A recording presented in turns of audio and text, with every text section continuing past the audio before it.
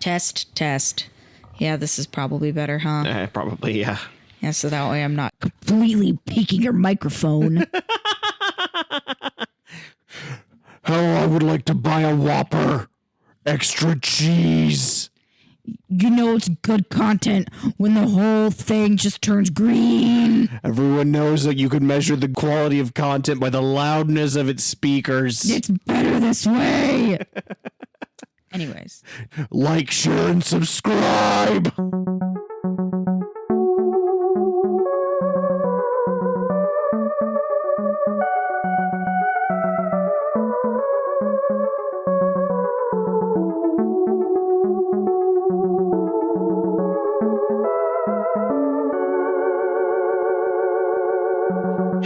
And welcome back to another episode of Who Is My Doctor? Who is my doctor? Who is indeed. I'm your host, Zach, and I know a lot about Doctor Who. And I'm also your host, Cassie, and I feel like I don't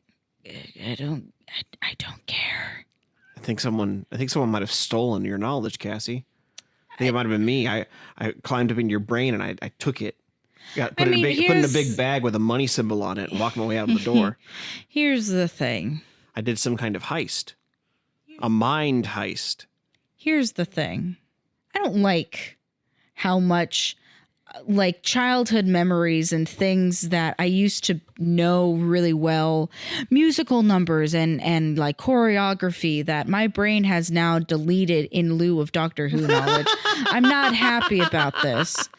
I had a conversation at work the other day about we were just going around the room basically and saying like what our dream roles were. And you know what? I couldn't answer that because I have forgotten every single musical that I ever loved and cared about. And so when they got to me, I was like, Peter Pan.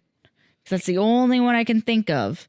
And it's not because I want to be Peter Pan. It's that I want to be as agile and quick as Kathy Rigby still is. And I simply am not. That's why this podcast whole ritual started with me going, Cassie, I need you to empty your mind. Empty your mind of everything that isn't Doctor Who and breathing. Yeah, see, but here's the thing. Here's what happened is that then Monty jumped in my lap and then he intercepted that. And now he knows nothing but be small. Be small and so soft. And breathing. He knows breathing. That's good. I would be concerned if he didn't. He's only got 3 brain cells. There's not a lot to lose. I mean, purring is breathing.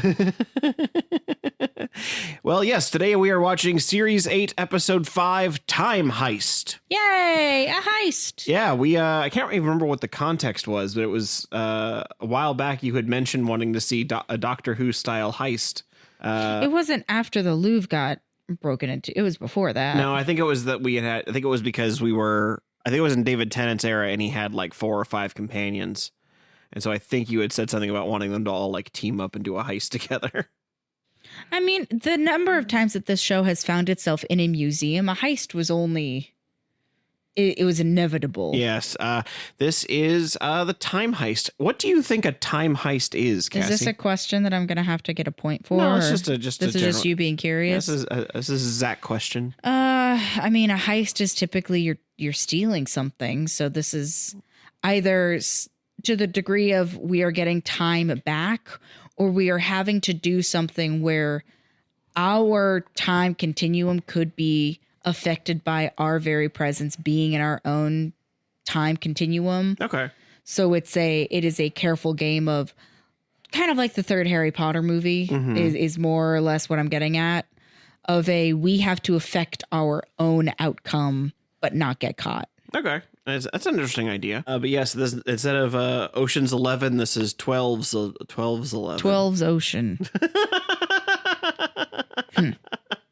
Yes, this is 12's Ocean.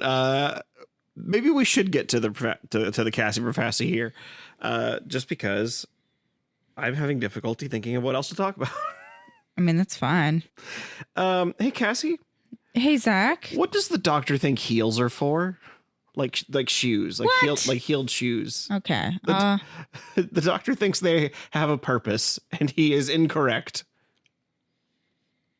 Huh.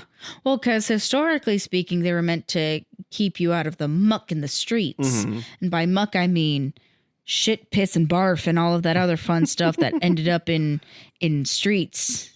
Yeah, and I think we talked about that a few episodes ago. And I would say now they're probably more as like fashion. Well, at this point now they're meant to make you tall, namely, and to sculpt your legs. Your legs and glutes. But it is bad if you wear heels often enough because then it shortens your tendons. So then you could have some pretty significant pain. This isn't a joke. This is more of a PSA at this point. So what could the doctor possibly think heels are PSA, for? painful shoe announcement. Yes. Oh my God, Zach, you're so smart. What does the doctor think that heels are for? My assumption would be, because the only other application of a heel I can think of is Get Smart coded, where things are stored in your heels. He thinks it's a shoe phone. Like it's a pocket, like a small cabinet for something. It could be a shoe phone. I will say, to give you a little bit of context, the doctor thinks Clara's heels are used for something. So is she wearing like a high heel? Yeah, she's wearing. Okay. I think she's wearing stilettos. Okay, that does change things significantly. So I figured I would give you that context. Thank you. So you didn't feel like I had misled you. Yeah, because stiletto, literally, good for nothing. Maybe. Can't even stab a man with it. Yes, you could. That was one of the women's self-defense things that I learned in high school is if you're wearing stilettos, take your shoes off and just start wailing. That's not a joke. That is a real life thing they taught us. Street smarts. Stab, stab, stab, stab, stab. Yes. So they were like, if it's for self-defense and you have to use your shoes, like the cord is on your side. Mm-hmm. You would not opt for a shoe as your go-to weapon. Yeah, you didn't show up with the intention of shoe stabbing. No. Because my only other thought is that stiletto heels do bear a striking resemblance to golf tees. He uses them for golf. Yeah, like it is a travelable golf tee, so you can golf wherever. However, I don't know if the doctor has any strong opinions about golf. He is Scottish. It was in that moment that I forgot all about the Scots' history with golf. And am too embarrassed to ask Zach what he means. I believe... No, you're not hearing this. This is inside my own head, Zach. What are you talking about? You can't hear any of this. I'm in my own dojo. All right, do you want to smarty pants your way into giving me a correct answer? I don't know that I'll just tell you that I sort of picked this as the unfair question. I was more curious what you were thinking. The next question I think is considerably more fair. Okay. Because it has a limited number of options. Oh, good. Okay. Well, no, I was gonna, since it seemed that you could hear my inside thoughts out loud. I was just saying that I believe golf was invented in Scotland. I believe it is a Scottish sport specifically. I could be incorrect, but I know it's prominent in Scotland either way. That was all I was going to add. That wasn't necessarily anything that was going to direct you the more over you know. That's kind of the only answer I have right now. I'm not thinking about anything more creative. All right, so we're going to say that the doctor thinks that heels are for golf. A golf tee. Yeah, yeah. All right, the little golf tees. Or it's a weapon, which I will stand by because I did talk a considerable amount of that. Either way, clubs are involved. Yeah. That was a good. He hears Clara's going to go clubbing and misunderstands. Yeah. Shows up with a giant stick. Yeah. All right, and then for the second part of the Profassi today, this one was one that I had totally forgotten about until I rewatched the episode. This episode features one of the primary cast members of the Wicked movies. Oh, damn. You told me this question the other day and I was going to cheat and then I forgot. Oh, man. Can you guess which cast member from Wicked made an appearance 10 years earlier in Time Heist? Can I ask, are they They're an actor you would know the name of. Okay. Yeah. What I mean, though, is you said prominent cast members of Wicked? Is that the Anybody is that on the one thing that I would like, oh yes, that is the thing that they are known for right now? I mean, that's the biggest thing that I think they've been in. Okay. I mean, I'm sure that, and I know that everybody everybody in that has been in something else. So it's hard for me to say for sure. Well, yeah, but it's like at least moving forward, that is the thing that they will be known for. So like, yeah, they will. I think everyone will always associate them with Wicked. And so I would say, also just to narrow it down, I would say it's anybody on the call sheet that would be like above Bo and Yang. Okay. Can I say above Bo and Yang, but below like Cynthia, I imagine. I mean, just to keep it open, I'm saying Cynthia is included in the list. Cynthia is included in the list. Yeah, so Cynthia, Ariana, Jonathan Bailey, SpongeBob, Michelle Yeoh, Jeff Goldblum. Okay. I don't think it would be. I'm ruling out Goldblum and Yeoh just because. You think you would have heard about that by now? Oh yeah. Yo yeah. Oh yeah. Well, because I'm also thinking too, like that would be astonishing if it was everybody moving forward knows Jeff Goldblum for Wicked. Come on, gang. He was the Fly. Which the thing everybody will know Jeff Goldblum for was laying shirtless in Jurassic Park. I have those on coasters. I have one up on display somewhere. That's what he will be known for, Cassie's Coasters. Yeah, he's right over there.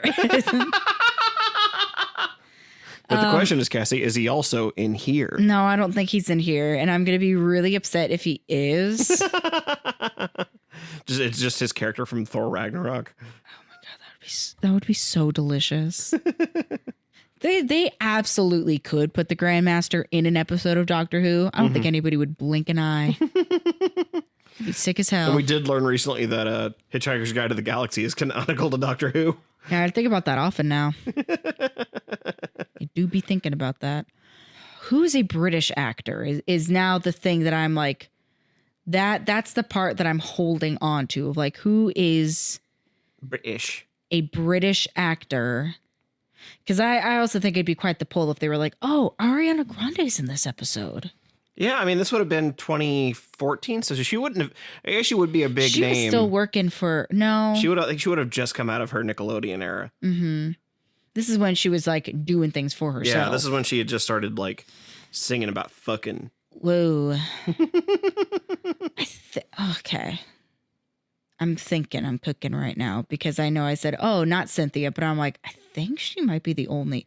Is Jonathan Bailey British? Jonathan Bailey is British. Okay, so it's boiled down to one of those two. So Cynthia or Jonathan? Cynthia or Jonathan, I think. Okay. Is the world's sexiest man in Doctor Who? Or Nessa Rose. Is she? I don't know if she's British or not. Okay. And because you don't know her name and you didn't mention it, I'm going to assume it's not her. Damn, context clues strike again. Yep. Okay, so it's between those two then because you specifically said Cynthia is not be on the list. Mm-hmm. So I think I'm correct in assuming that is either her or Jonathan Bailey. Okay. Because you did also specifically say Jonathan Bailey.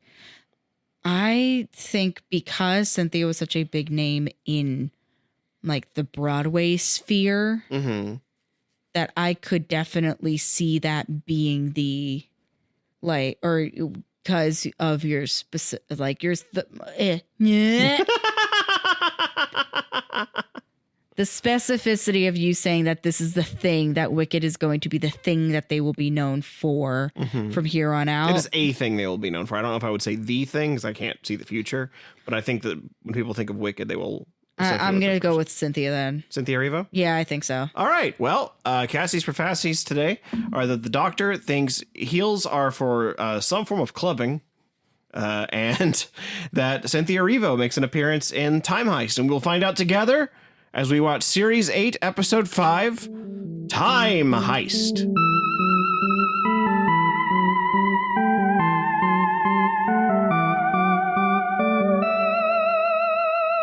Today's episode of Who Is My Doctor is brought to you by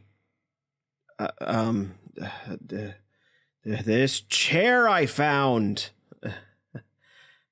Look, guys, I've done over 100 of these things, and the well is starting to run dry. So I need you all to be real fucking cool and not tell Cassie. She'll get real mad if I didn't do a good ad.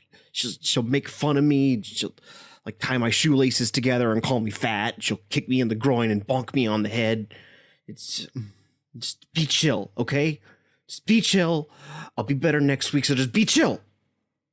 Chill. This is our secret, okay? I think I need a snack.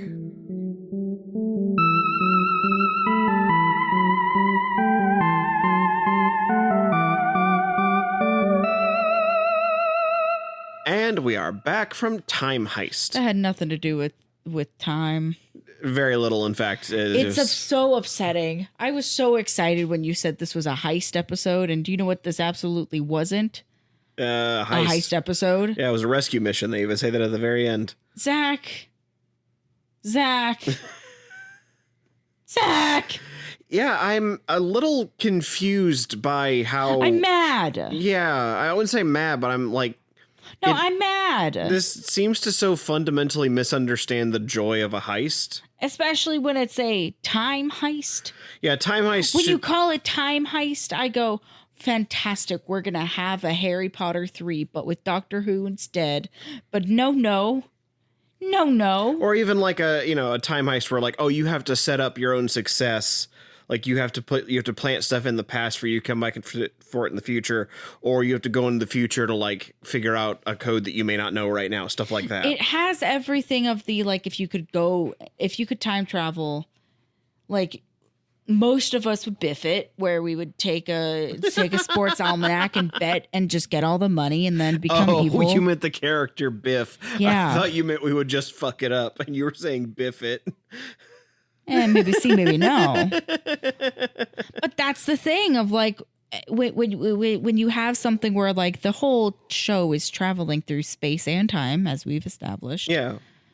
One would think that a time heist would be, oh, sick, we're figuring out how to steal time. Yeah. We're figuring out how to get time back. Or we're having to do something where we are now overlapping ourselves. Yeah, we're having to do some time travel shenanigans to make the heist work. This was not even a little bit close to that. Yeah, no, it was. Can I say what I think the fundamental issue with the episode is? Is that it's a rescue mission? Not the rescue mission part of it, because I think that could work. I think that's its own episode. I think there's a version of that story that works. I think the memory wipe angle of it, where they don't know what they're doing and why, kills it. Like there's no motivation that we understand whatsoever for why they're doing this. In fact, at one point the doctor even has to turn to them and say, just picture the thing you want the most and how bad you want it, and that's how we're going to keep going. And I'm like, that's lame. Like so I had the thought very beginning in the episode, when they're listening to the architect do his like, you're all here on your own volition, whatever. Mm-hmm. I went, oh, this is an escape room. I'm out. I'm immediately not on board, because you have 4 individuals that don't know why they're there and have to be explained why they are there. Yeah. Because this has the energy of either the beginning of a D&D campaign where everybody has said, oh, my character has amnesia. Yeah. Which was code for, I just didn't want to figure it out, or just wasn't involved in wanting to do things. Yeah. It's very the thing is, it makes for a very but if you uncompelling narrative. When you have to have somebody on the outside explaining to the people in the episode why they are doing what they are doing in the episode, even though the characters don't know they're in a show, but in this particular context, it is I was not engaged. I was so not engaged. I took 2 notes. Yeah. Which was escape room, and then I wrote down a quote that the doctor says later on, which we'll get to. Yeah. Even when they do give you the motivation, they're still really vague about it. Like Sai's whole deal, where he's like, oh, when you think you're about to die, you see all the people that you love and all the people that are going to miss you. I don't see anybody. And I'm like, why? But why did you do that? Why did you feel the need to? Because he wanted to protect them when he was getting questioned in prison. It has the same energy as I mean, I'm making a lot of Harry Potter references. I apologize. But in the last Harry Potter movie, when Hermione's like, I need to protect my parents, I simply never existed to them. Yeah, and then erases herself from their lives entirely. It's like, why would you do that? Why would you do that? This seems like a self-sabotage motivation. Yeah. In a way that it is not. This doesn't help the story in any capacity. Yeah, and that it also doesn't really seem Cyber never really seems like bothered by her powers either. So that when she gets her like, oh, here's the gene thing that will like suppress your shape-shifting powers, like she never really seemed bothered by them. She did. I mean, she seemed a little like have the whole monologue about how difficult it is to. What was it? Could you listen to somebody who has the same eyes? Yeah, but that's also. Again, it's really weak, first and foremost, but because it's just like other people don't always trust me because of this. And I'm like, okay, most people don't like other people just don't trust you because they're just that's the kind of people that they are. Like, because on the flip side, that also sounds like you're conforming to the bigotry of others. Like on the flip side, first of all, like I contest, you did not, I was correct in assuming that there was going to be a black woman in this episode. I did call that. I think I should get half a point. And also you lied and said that it was an uncommon use for high heels. I said it was an incorrect use for high heels. No one uses to make one taller. I said no that. one uses heels to get up on a high shelf. Yeah. Do you know what people use to get onto a high shelf? A taller person. So what you're saying is that the doctor's like, why aren't you just getting up on my shoulders? Yes. Why don't you ask me to get you a piggyback ride? So I disagree. I still think I get 2 half points. I get at least 1 point. Oh, sure. I guess I'll give you 1. I'll give you 2 half points. And I'll take the little chunks of points here and I'll put them back in the jar, shake them up, and we'll see 1 point comes out of Thank you. Because I was correct. Out of the Cassie Profassi cookie jar. Yeah, I technically was, and you steered me into the wrong direction twice. You little shrimp. Maybe the true heist all along was me stealing your points. What are you going to do with them? What do you want them for? I'm going to go to Chuck E. Cheese. I'm going to get myself a bitchin' spider ring and a Chinese finger trap. And you're going to make you watch me use them and you don't get to play with them. I can literally go to Party City and get one for 99 cents. Yeah, but it's the spirit of the doing it. No. The only correct things that you get as prizes at arcades, weird candy. That's it. That's the only reason. Excuse me, Mr. Cheese? Mr. Cheese, can I have some weird candy? Yeah. Hi, excuse me, Mr. Cheese. I would like 1 warhead. Can I please get just 3 happy farmers? Do you mean Jolly Ranchers? No, these are off-brand. These are happy farmers. Like the ones that are candy, and then on the inside they have a little like hole and it's full of sour powder. I think they're called Zots. That sounds like you made that up. Look it up. They're grape flavored. They are delicious. Zots. Anyways, we're getting off topic. I didn't like this episode. I don't know if that was clear. Yeah, and part of it, there's a few different parts of it where it's all like this should be better. Like you guys, like the idea. They shit the bed. Yeah, and it's also like people who are normally great aren't doing. Like Murray Gold fucking kills it at writing music, especially for Doctor Who. He feels like he was asleep for this whole episode. I did not even register. It's not that I didn't register. It's that I had so many expectations for this. For an episode called Time Heist, one would think that at least one thing would have gone well. Yeah. I mean, one thing I like is I like the design of the teller. I think the teller's really cool. Sure. I don't like how wet his lips are, but I'll... I like the visual of this like big alien creature that's stuck in like not a straight jacket, but is kept. He's a literal prisoner. He's kept in a wet box and is wearing an orange jumpsuit straight jacket. Yeah, I like that design. I think that's an interesting visual, and I really like the visual of what happens when he turns your brain into soup. Is somehow your skull concaves, and you're still living. But no, thank you. Yeah, so. There's some stuff in here that I like, but it just... Yeah, there are some there is stuff. There is not any whole elements that are absolutely knocking it out of the park. Because even then, like the augmented human who's got like a computer in his brain and the shapeshifter are like two really... not Adam Lambert. Jonathan Bailey as Adam Lambert. Yeah, I was like, as a Borg. I was like, his hair is simply too dark.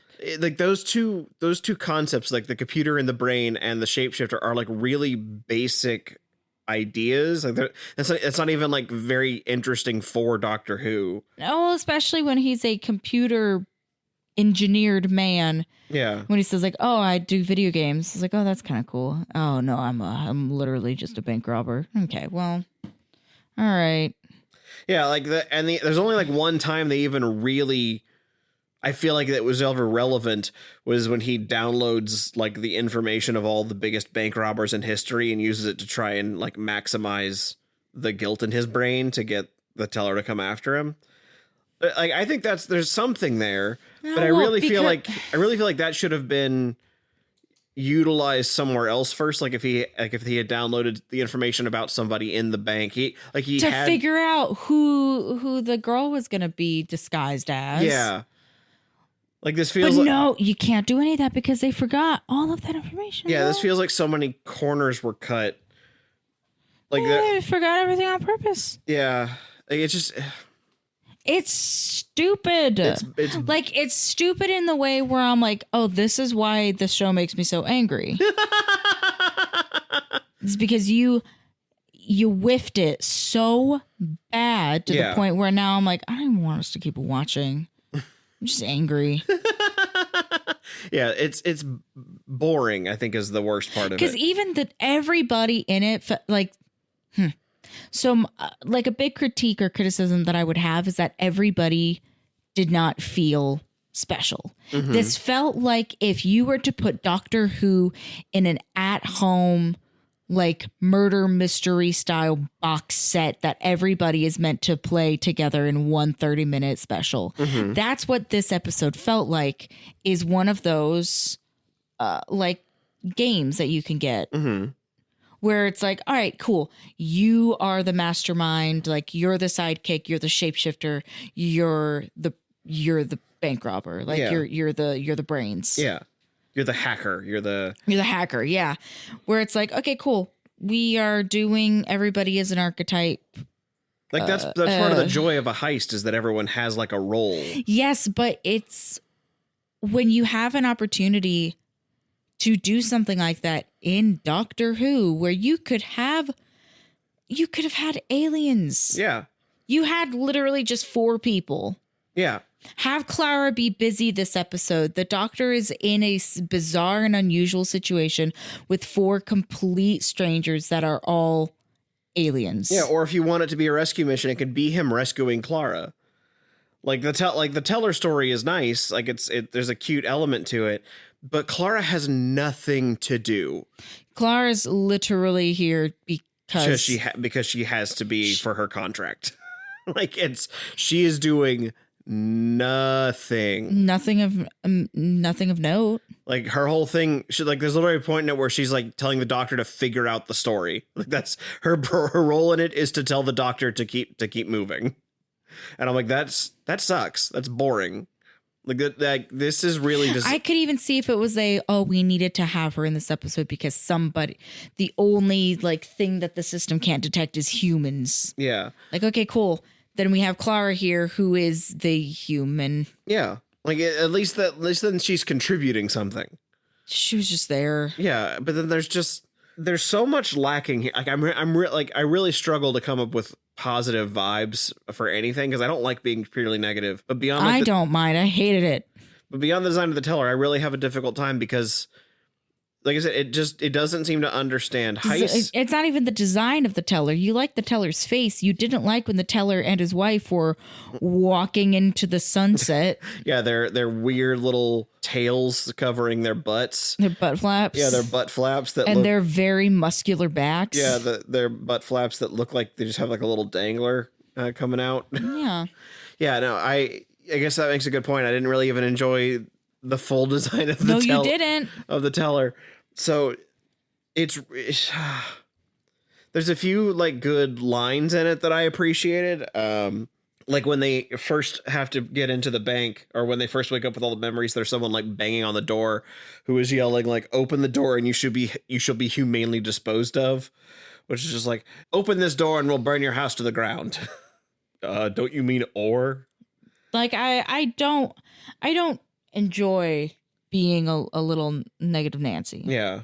I enjoy it when you are trying to help me find the positives in something. Mm-hmm. But it is like very sorely disappointing to me when you and I both have the same reaction of just, eh. And now I'm so, because this was the Heist episode forever and always. To my knowledge, I cannot remember another Heist episode. Yeah. Maybe this is why. Maybe they're like, we can't do that again. We fucked it up so bad. We can't do it again. Do it correct then. Jesus fucking Christ. Hire Markiplier. He did it like 800 times. God, you know what's really frustrating? Like, now that I'm sitting here thinking about more of it, how boring the bank is. Oh my God. They're like, the most interesting thing is I went, oh my God, Asian people. Like there were 2 Asian people, and then everybody else was dressed like it's Derek Zoolander's Derelict. That was the only thing. Yeah, like the main room of the bank is like a big concrete slab, and then they walk into a safety deposit box, which is... The outside is a golden ziggurat, and then the inside is... Fuck if I know. It appears to be a lot of concrete. The safety deposit room appears to be a room in an Asian themed hotel. And then when you go down to the personal vault, or like the museum director. Yeah. Where she just sits all the time, I guess. Even the things in her collection were, she's the richest person in the universe. Tell me why she had only Earth paraphernalia. Yeah, this feels like I would have rather walked through the queue for Guardians Mission Breakout. Yeah. At least that has some pizzazz and intrigue. Yeah. All we saw here was a derpy sarcophagus and a golden Ferris wheel. Like, I liked the clone angle. I wish we had seen then like 8 more clones. Yeah, the clone angle There were only 2. There was the main and then her security main person. Yeah, and then like the implication that this security person gets replaced every time she fucks up. Like there's something interesting there, but also like it seemed like that whole bit of it was just to set up the you hate yourself. Okay. That she's rich. I'm sure everyone in the universe hates her. I know I do. But then also that's the thing is also, is this where she lives? Does she live in her vault? Yeah. Because there's no room or food or other people. Yeah, they did say that there was life support in the vault. So presumably there's stuff that we're not seeing because it's not pertinent to the story. And at this point, even if they had added something like that, it wouldn't help it. Yeah. Like, and maybe it's also just that we know how rich people live now because they're so fucking obnoxious. And they're so, like, plentiful. Yeah, that there's no way she would just sit in a hole with all of her stuff. I mean, I think if I was that rich, though, or I didn't need to go out, I would absolutely have a hot tub that I was just in and out all day.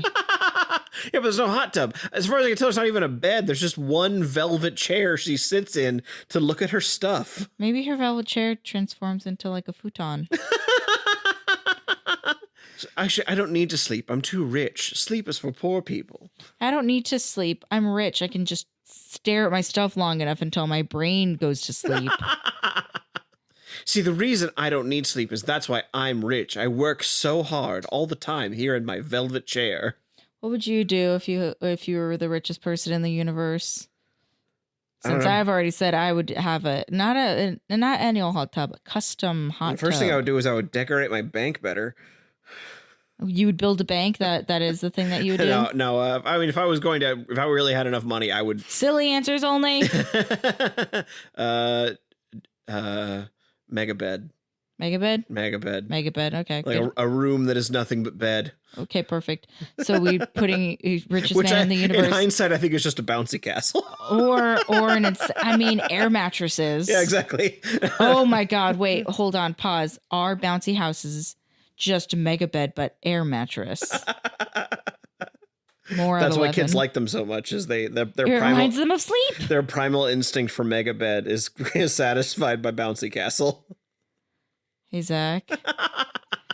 This year for my birthday, can I please have one bouncy castle? This isn't even kind of a bit now because I realized I have adult money. I can do that. And I can have my bouncy castle and not let anybody else in because it's my birthday, not yours. Can I also bring up something else that I have no idea why they included it? No, we're talking about my birthday now. What? That's something you enjoy. There's the part in it where Sai's having what they call a dry glitch, where he like can't help but like repeat a word over. And how that came up twice and then it was resolved immediately. Yeah, it came up twice and added nothing. Like it was another one. It's like, who wrote this? Who did write this? I have words. It was Moffat apparently contributed to it, but it was also another guy named Steve. Okay, well, they both need to be fired. It was Steve and Steve. Well, good news, Moffat has been fired. Good. I guess fired is the wrong term for it. He's just not on the show anymore. Let go. Rewrite this shit. This is one of those episodes where I'm like, all right, give it to me. I'll rewrite it. Yeah, it's really can't trust you men with anything. It's really disappointing. Because it's not even like, oh, we've had banger after banger. It's we've had a pretty we've been coasting. We've had some decent episodes, and then this crops up out of nowhere.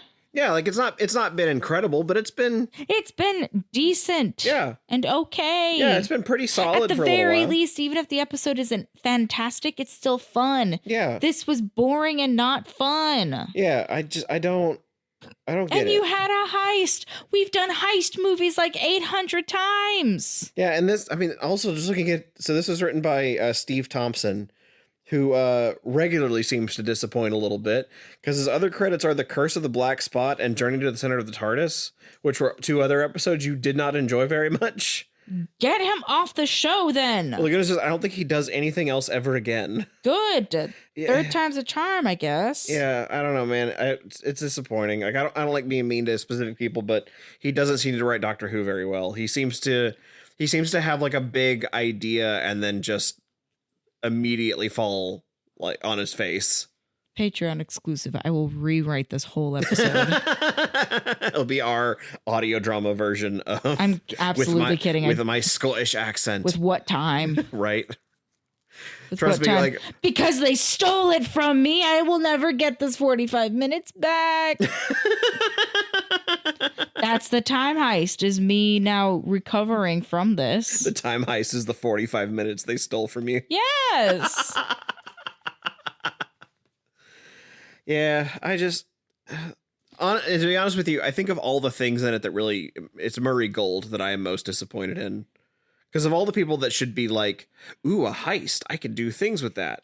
Obviously the writers I should expect more from, but if you fall, you're a contracted worker, mate. You can make something out of nothing. Yeah, Murray Gold fucking kills it so regularly with Doctor Who's soundtrack, and this one I barely noticed the music's even there. No. That was absolutely not a thing I was paying attention to. Yeah, and you could tell that I was so out of the story because I was noticing that. I'm noticing the failings of other people from how lame it was. And you know what? Jonathan Bailey is the world's sexiest man, as was decided a couple months ago. No. I don't understand how we've done him so dirty. I thought the little circuit board thingies were kind of cool. They are kind of fun. And I know you said his hair was too dark, but I do think the darkness of his hair helps. It just made him look a little bit more like an emo goth kid. That and his cool leather jacket. Yeah, who willingly forgot all about his friends and family to protect them, allegedly. Yeah, he's a punk. He's a cool punk kid. That's the most that's the most Tumblr-ish I've ever heard in my whole life. I rewired my brain so I could forget my friends and family, only so I could protect them. I'm the victim here. Only so that I could protect them after I went to prison for the banks I robbed. I'm the victim. Feel bad for me. Feel sorry for me, the person who willingly forgot all about his friends and family. I've got no one. And also, he keeps making a good point. There's multiple times where Sai's like, why are you in charge to the doctor? And I'm like, actually, he makes a very compelling point. Genuinely, why is the doctor in charge right now? You guys are equals. Yeah, Sai probably should be in charge of this, considering he's the only one with experience doing this. The only one with experience and has some semblance of an idea what on earth he is doing here. Yeah, and the doctor... Because he is in a bank and he is a bank robber. Yeah, and the doctor's only response is basically the eyebrows. And I'm like, that's not an answer. I understand that you're doing like a bit, but Sai should be like... We've already done bits with your eyebrows. We've already done bits with your eyebrows, bro. Get a new one. Get new eyebrows. If you don't like them that much, go get them threaded. Tame them. Make them do other tricks instead of be angry. The only line that I think you and I both wrote down and giggled at was that, like, as the teller is going through the doctor's memories, he brings up scarf, bow tie. Oh, embarrassing. I was going for minimalism, but it's like, what do you think of my new look? I was going for minimalism, but I think I came out with magician. Yeah. Can I tell you the funniest thing about that to me is that's genuine. That is actually what Peter Capaldi said about his outfit, because he wanted to do like sleek minimalism, but the production crew was like, "Well, we need to sell toys. We can't sell you if you're like a guy in a business suit. Kids aren't gonna buy Scotsman in a suit." It has the same energy as like when Marvel comes out with action figures, and it's literally just like Mark Ruffalo in a plaid shirt and jeans. And like, look, that's him before he's the Hulk. Like, that's just a guy. You just made a guy. It's a video of a guy that in the most literal of senses is just a little guy. And so they were like, well, we have to put something somewhere. So that's why they had lined his coat with the like bright red.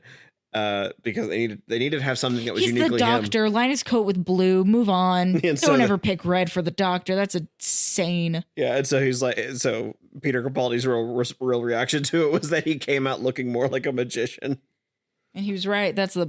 I take it back. That's the best part of the whole episode is that line and that line alone. And you want to know why? Because it's real. And because it references Scarfy McLongscarf.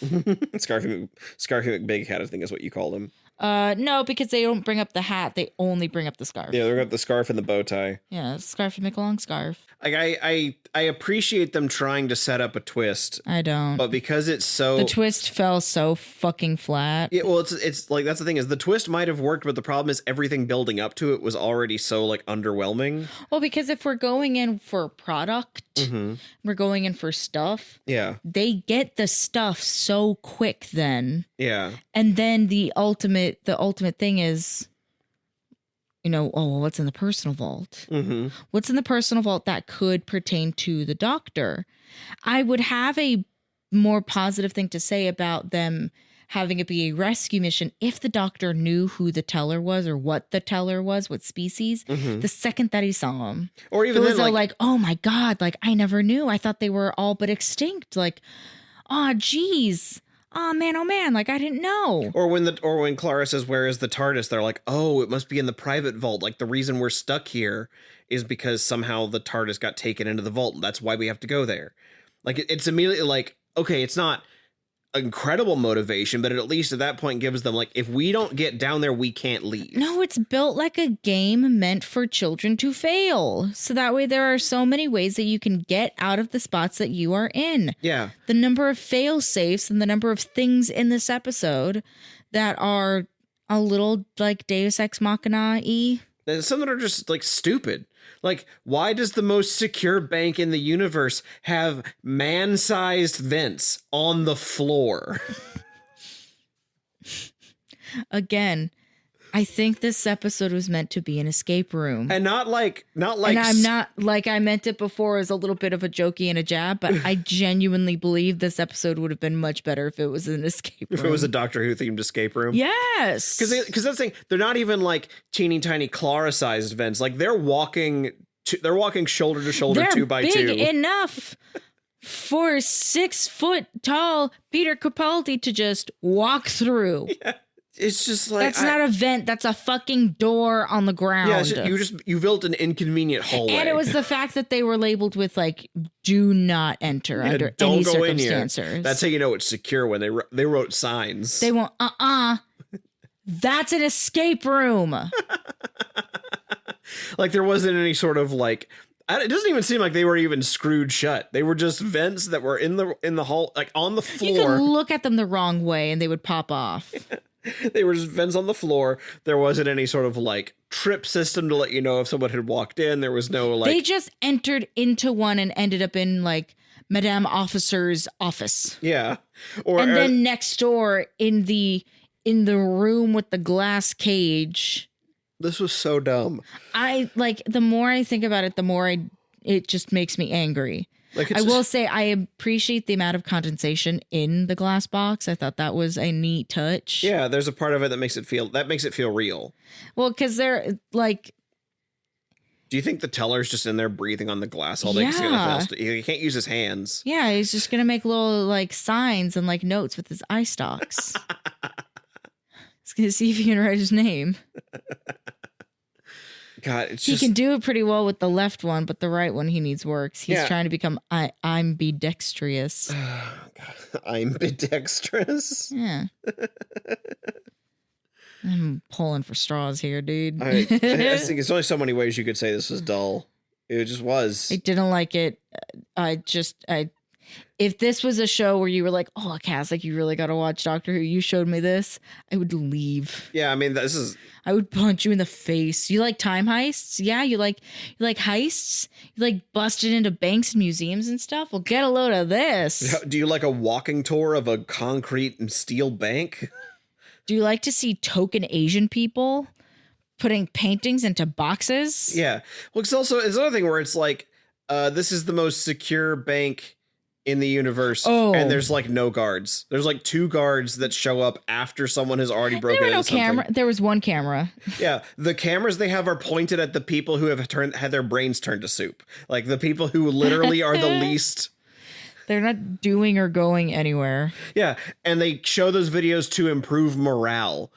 To show you, because if you see that they get caught, you know that your job is being done well. And I'm like, what do you mean? They didn't do anything. Like the guards literally do nothing for those people. You personally walked the creature down to the lower floor that he missed 4 targets and picked one guy that you now keep in a cell handcuffed, despite the fact that his brain is melted.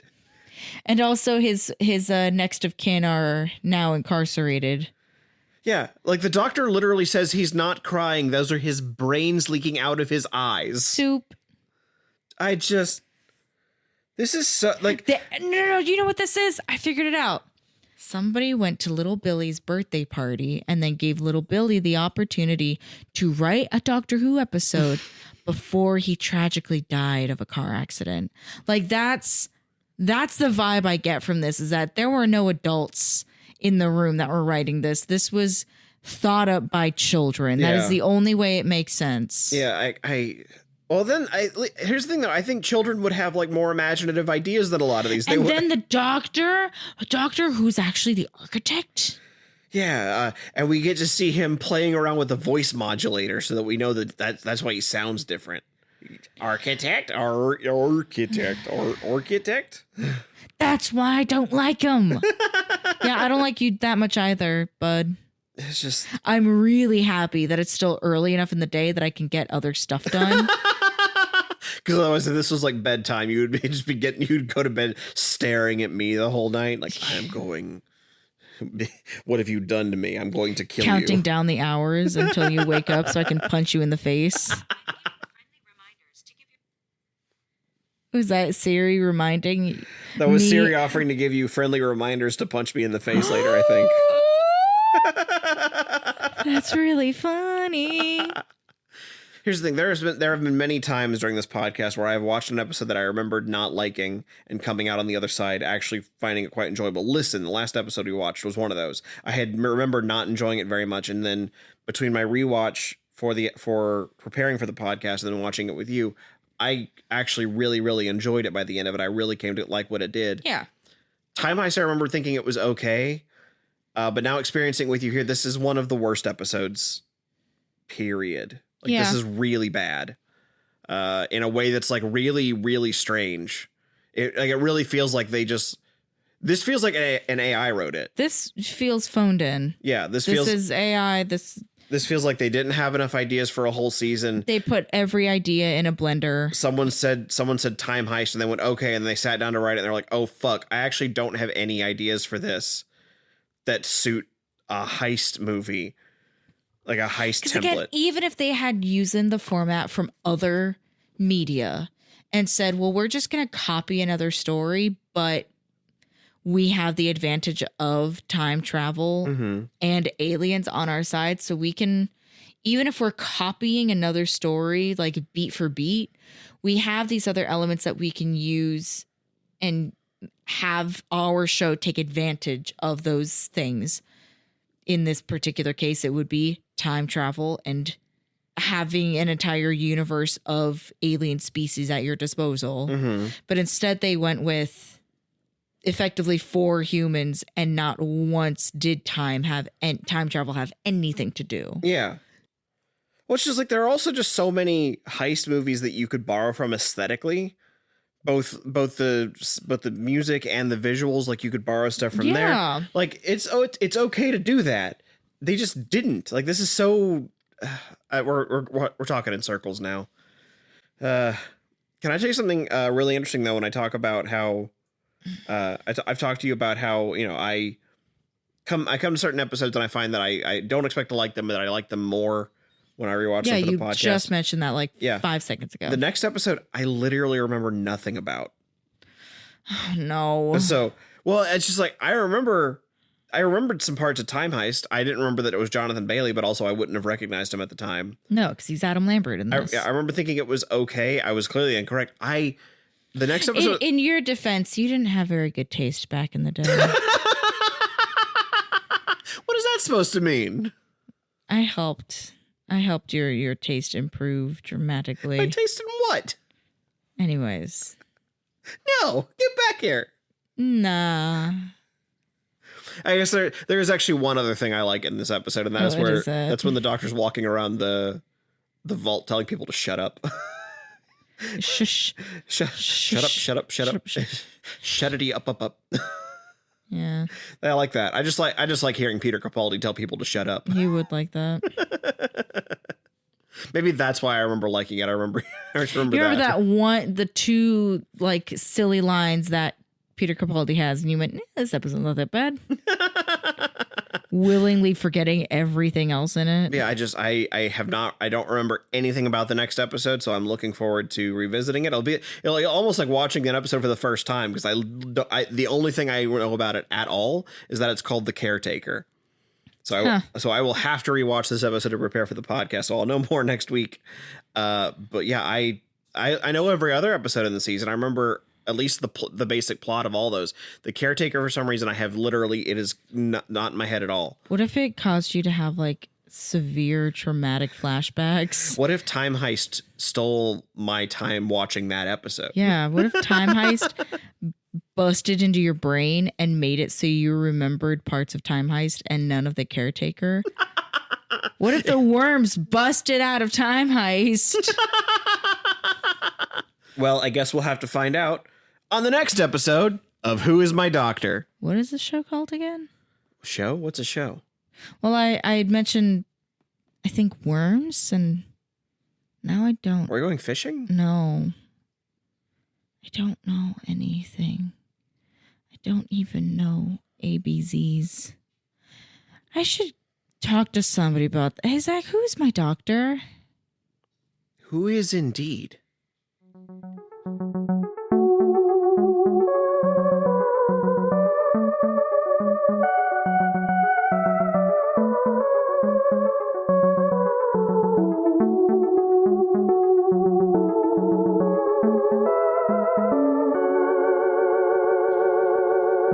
Hey there, everybody. Hope you enjoyed us trying to mine something out of the absence of good that was this episode. As you could probably tell, I am a little sick right now. I guess the real heist was of my voice, eh? Anyway, thank you all so much for listening. Please be sure you are subscribed wherever you're listening now to get future episodes sent straight to you.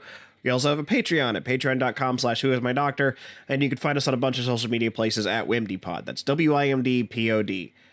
Maybe it's okay that I'm sick, though, because next week we're seeing a caretaker. So we'll see you next Tuesday, because your Tuesdays are now Who's Days.